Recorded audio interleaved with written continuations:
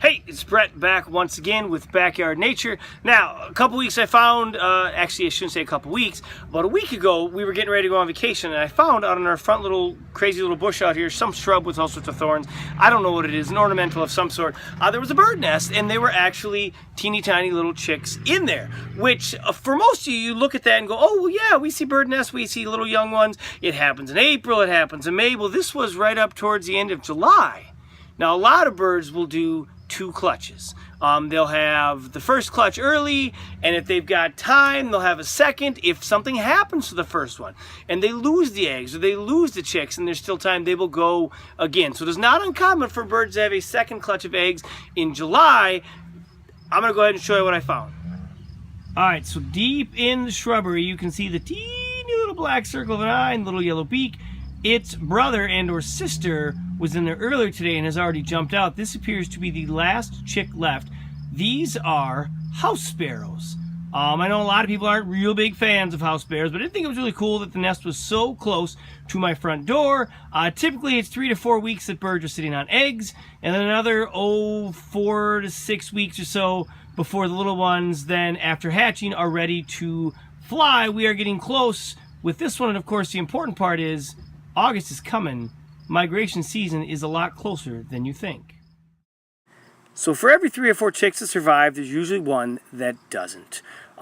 Typically it's the last to hatch, it's the weakest during feeding time. The brothers and sisters simply push it out of the way in their fight for food. This one didn't make it. The one back in the nest will be just fine. So yeah, sometime in the next couple of days, that little chick is going to hop out of the nest. It's going to move on its own. Now, it may not quite learn to fly. And I know people often find little birds on the ground. They go, what do I do? We should save it. Guess what? The parents are probably nearby, and they are making sure the little one is getting food, and they are beginning the process of teaching it how to fly. Then, of course, moving on how to find its own food. Because in a couple of days, it'll be August. And by the end of August, some of these birds will already begin their preparations for migration season. Because it's not the temperature. Because August, man, you're thinking, wow, what a hot, sweaty time. Why would anyone want to leave? Well, I can think of a few reasons. But the birds aren't paying attention to the heat. Instead, they are paying attention to the amount of sunlight. And as the days are shortening, as fall is approaching, the birds sense this and begin their preparations. As we head into September, the migration season is upon us. Thanks for watching this week, Backyard Nature.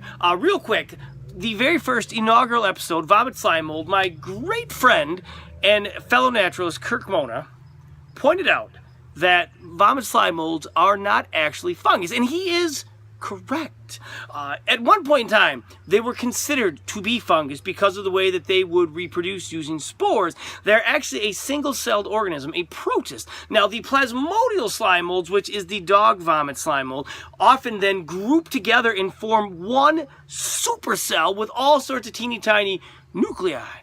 Crazy big-time science stuff. What you need to know, it is not a fungus like I said. My apologies. It is actually a protist, or in the protist family, these single-cell organisms. So that is the correction there. Thank you, Mr. Mona. That's it. It's over. That's all I got for this time. Join me next time as we explore the nature in your backyard.